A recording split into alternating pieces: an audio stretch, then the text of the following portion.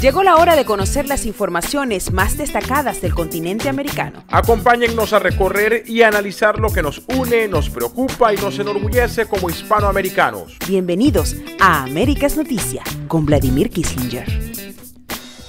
Muy buenos días, feliz tarde y mejor noche para todas aquellas personas que nos están acompañando en una nueva oportunidad, en una nueva ocasión a través de América es Noticia. Yo soy Vladimir Kislinger y en nombre de todo mi equipo, el equipo técnico, directivo, logístico y periodístico de todos nuestros medios de comunicación, así como también de Kislinger Media Group, les quiero dar la más cordial bienvenida, de hecho, a nuestra edición del día de hoy, la número 610, en la que tendremos la oportunidad de presentar algunas informaciones destacadas, principalmente hablando de México.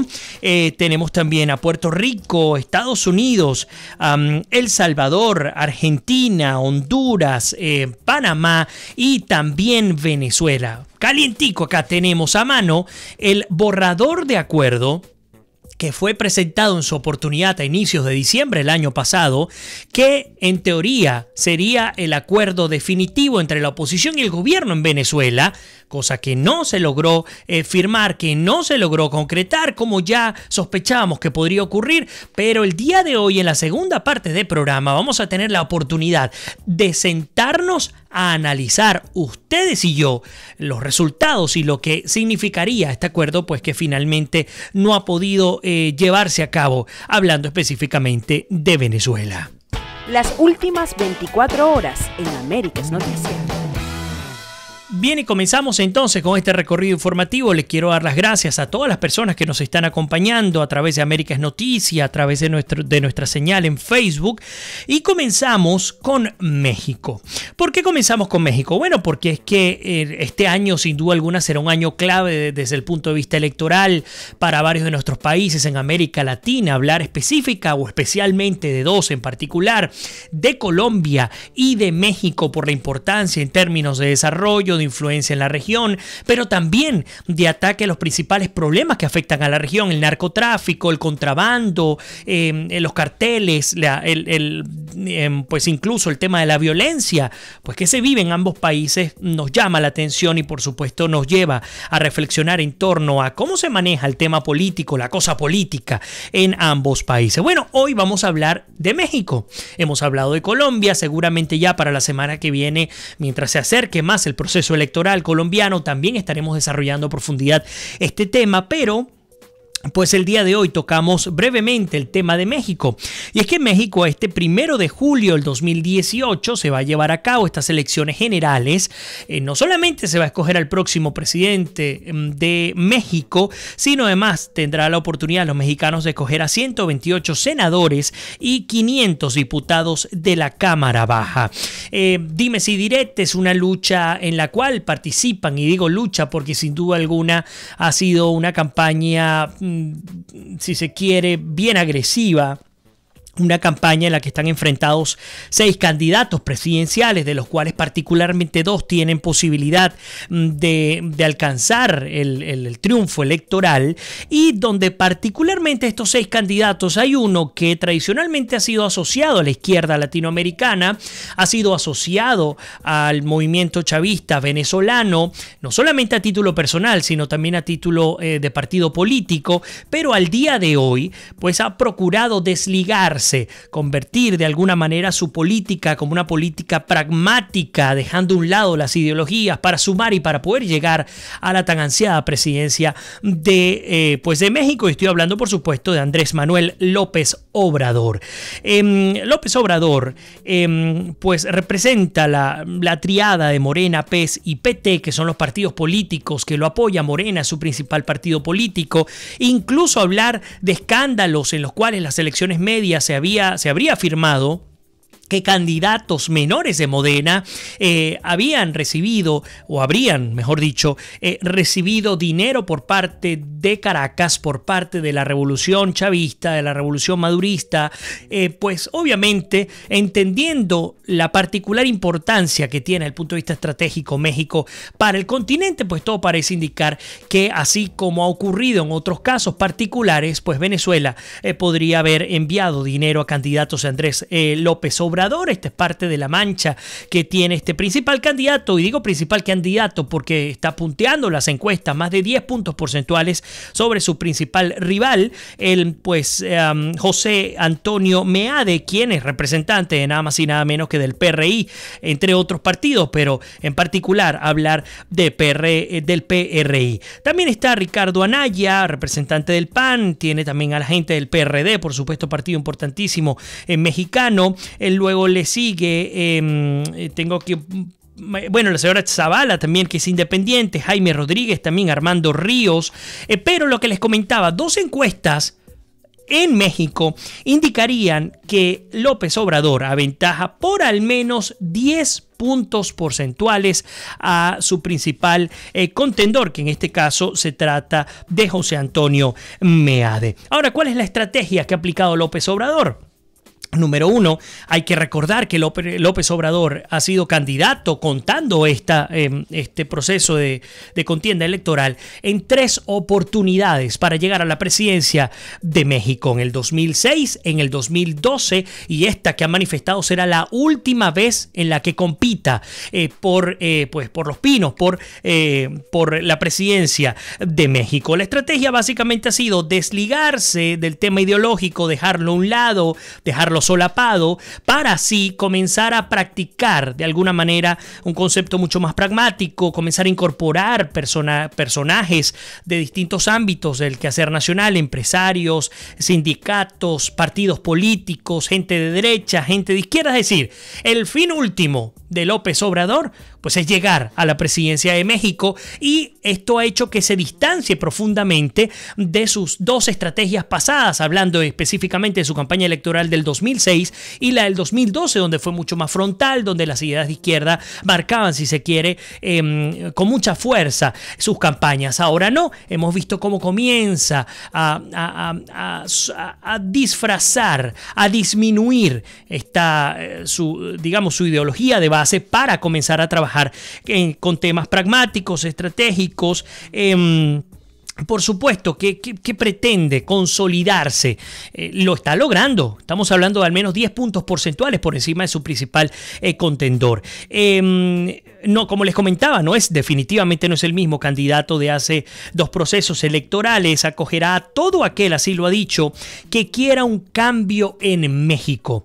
Esta es parte de su propia campaña, aún siendo un político de izquierda. Una de las cosas interesantes en torno a cómo se influye en las campañas de nuestra América Latina, no las principales, pero al menos en algunos lugares de Caracas, en algunos lugares de Maracaibo, aparecieron a finales del año pasado unas pintas, unos grafitis en las paredes de estas ciudades que son importantísimas en Venezuela, en la cual se escribía, se destacaba, mejor dicho, que López Obrador era el candidato de la revolución, era el candidato del pueblo, es decir, incluso con algunas pintas similares a las del PSUV, a las del Partido de Gobierno en Venezuela.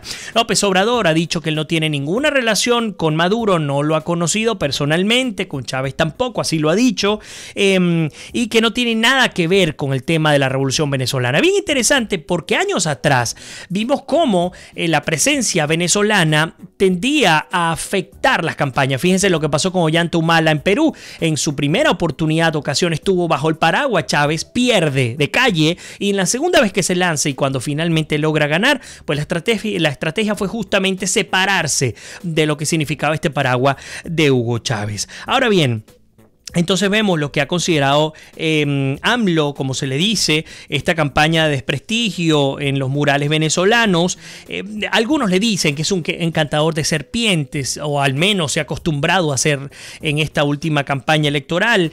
Todo parece indicar, por lo menos hasta el cierre de esta edición, que si el día de mañana se llevaran las elecciones a cabo, las elecciones en México, ganaría pues por al menos 10 puntos porcentuales, cosa que es lo suficientemente respetable. Así que pues estaremos viendo muy seguramente liderando estas encuestas durante lo que resta de campaña electoral, y veremos por supuesto qué harán José Antonio Meade, Ricardo Anaya, para poder igualar en términos numéricos o incluso pasar al principal candidato presidencial para México, hablando de Andrés López Obrador. Por supuesto, lo que les comentaba en el marco de estas acusaciones de los candidatos morenistas de haber recibido plata del chavismo, pues uno de los elementos que ha frenado, que aún ha evitado, digamos, que López Obrador siga aumentando en sus encuestas, pero pues insistimos con esta visión pragmática, muy probablemente habrá oportunidad de escuchar otras opiniones por parte del candidato. Por ahí quiero aprovechar, Pedro José Fernández nos acompaña desde Bolivia, bienvenido a tu casa, hermano. Zuli Quiñones, Arsenia Prieto, Mónica también Salazar, que nos acompaña como siempre desde el Paraguay, bienvenida a tu casa. Bueno, justamente hablando, no se debe acordar nada con el régimen criminal de Maduro. En cuanto a México, sería doloroso que gane López Obrador. Sí, pero está punteando las encuestas. Habrá que ver si ese pragmatismo que muy probablemente lo lleve a Los Pinos, muy probablemente lo lleve a la presidencia de México, se mantendrá, o si por el contrario, como suele ocurrir con estos candidatos de izquierda, pues cambian dramáticamente su visión de las cosas y comienzan a generar este tipo digamos, de reestructuraciones de la cosa, del Estado, del aparato del Estado. Lo vimos con Chávez. Chávez, antes de llegar al poder, se reunió con empresarios, fue un candidato del consenso, muchas personas lo apoyaron y ahora conocemos cuáles son las conclusiones y las consecuencias de haber llegado hasta ese punto. Claudia también Aldunate nos acompaña desde Bolivia, bienvenida Claudia. Yaritza también nos saluda desde Venezuela, bienvenida a todos los que se están conectando. Por ahí Pedro nos dice, hoy en día que haya relación con el gobierno de Venezuela puede influir, pero negativamente, sin duda alguna, en cualquier campaña electoral del mundo. Y es que fíjense que lo que nos comenta Pedro desde Bolivia es un punto importantísimo, porque una de las cosas que nos llama la atención, por ejemplo, es el bajo perfil que ha manejado Daniel Ortega desde Nicaragua en torno al conflicto tan grave que existe en Venezuela. Y no solamente el bajo perfil, lo que ocurrió en términos de negociación entre Raúl Castro y Obama en su oportunidad, cosa que ha sido frenado e incluso revertido por parte de la administración de Trump, pero en esa oportunidad cuando se hacían estas negociaciones mientras que Venezuela se peleaba con Washington. Son elementos que vale la pena destacar porque aquellos tradicionales socios pues se han ido alejando poco a poco. Un Lenín Moreno que en Ecuador no solo se aleja de Venezuela, sino también se aleja de su propia revolución ciudadana. Un Evo Morales que aunque sigue coqueteando, porque al fin y al cabo ha sido uno de los pupilos más cercanos del chavismo venezolano, pues aún así mantiene diferencias importantísimas con respecto a la gestión que se maneja desde la ciudad de Caracas, y así pues podemos pasar un buen rato dando estos ejemplos. Pero nos dice, estamos muy en un mal momento para la ideología de izquierda a nivel mundial. Pues sí, parte de lo que ha ocurrido. Elías nos dice, ¿se vincula al PRD al régimen venezolano? Sí, en este momento, Elías, pero recordemos lo siguiente. En el caso del PRD, el principal candidato es Ricardo Anaya. Ricardo Anaya no se encuentra en los primeros lugares. Luego de AMLO, de Andrés Manuel López Obrador, le sigue José Antonio Meade del PRI. Es el segundo candidato. Luego sí pudiéramos hablar de Ricardo Anaya, pero aunque lo están vinculando con el tema del chavismo en Venezuela, Andrés Manuel López Obrador tiene historia también, sobre todo al ser un hombre de izquierda. Pero bueno, continuamos con este recorrido. Recuerden, el segundo bloque del programa vamos con todo. No se pueden perder el programa de hoy porque tenemos el borrador del acuerdo que se suponía tenía que firmar el régimen venezolano, porque no puedo decir el gobierno, no puedo decir la democracia, es el régimen venezolano con la oposición, y lo vamos a analizar a la luz de la información que hemos preparado para ustedes el día de hoy, así que no se vayan. Continuamos entonces con este recorrido por nuestra América como de costumbre. Nos vamos ahora a Puerto Rico brevemente, y es que la crisis humanitaria luego del huracán María sigue presente en Puerto Rico, sigue presente en la comunidad boricua en los Estados Unidos también. De hecho, es tan presente que estamos viendo cómo cada vez son más comunes, recurrentes las acciones bipartidistas, al menos en el estado de la Florida. En este caso hablamos de Marco Rubio, pues senador republicano, y Bill Nelson, demócrata, quienes han pedido una extensión de la solicitud de asistencia de desempleo por el desastre.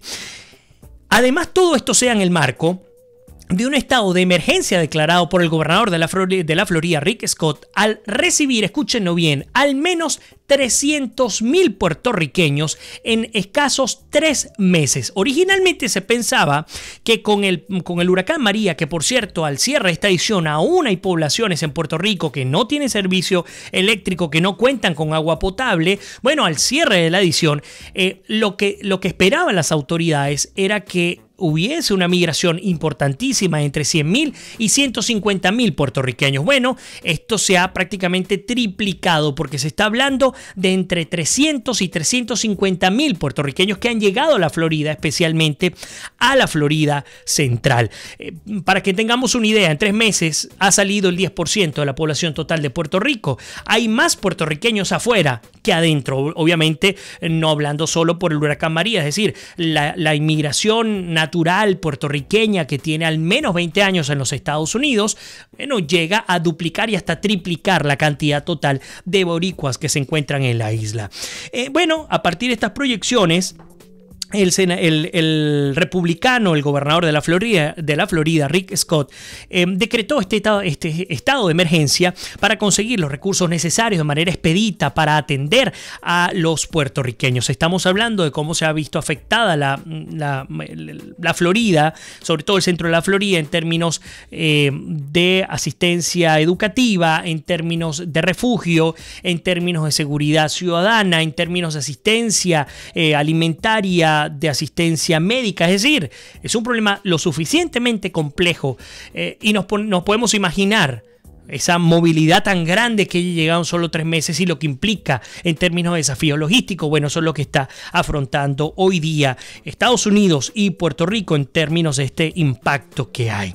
Ahora bien, nos quedamos en Estados Unidos y comenzamos a tocar el tema venezolano. ¿Por qué? Bueno, porque la ONG Venezuela Awareness Foundation está alarmada con los casos de asilo. A los que me están acompañando desde la Florida y que me están viendo en este momento en vivo, le pido que compartan este video, sobre todo en este punto particular.